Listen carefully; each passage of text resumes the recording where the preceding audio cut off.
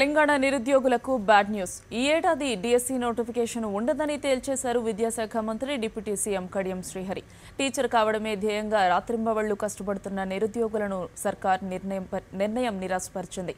గత డిఎస్సీలపైన సమగ్ర విచారణ తరువాత ప్రభుత్వంలో చర్చించి వచ్చే ఏడాది నిర్వహణపై నిర్ణయం తీసుకుంటామని అన్నారు కడియం శ్రీహరి. యూనిఫైడ్ సర్వీసెస్ కారణాలతో ఎంఈఓ ట్రాన్స్ఫర్లు చేపట్టలేకపోయామన్నారు. ఉపాధ్యాయ సంఘాలకు ఒకే యూనియన్ అన్న దానిపైన ఉపాధ్యాయ సంఘాలు, ఉపాధ్యాయ ఎమ్మెల్సీలతో చర్చించి నిర్ణయం తీసుకుంటామని అన్నారు. ఈ విద్యా సంవత్సరంలో డిఎస్సికి అవకాశం లేదు.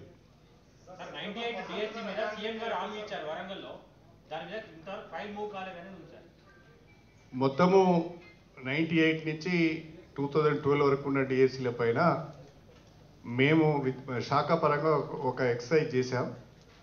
దానికి సంబంధించి జిఏడి యొక్క ఒపీనియన్, లీగల్ ఒపీనియన్ కూడా తీసుకోవాల్సిన అవసరం ఉన్నది. వాళ్ళందరి అభిప్రాయాలు సేకరించిన తర్వాతనే తుది నిర్ణయం తీసుకుంటాం.